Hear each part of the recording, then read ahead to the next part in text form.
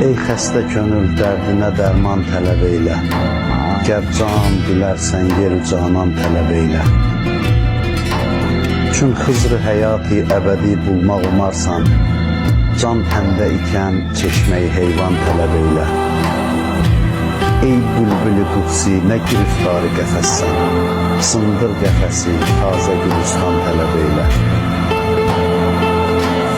Təhqiqi xəbərdir bu kiməl cinsi minəl cins, İnsana eriş söhbəti ürfan tələb eylə.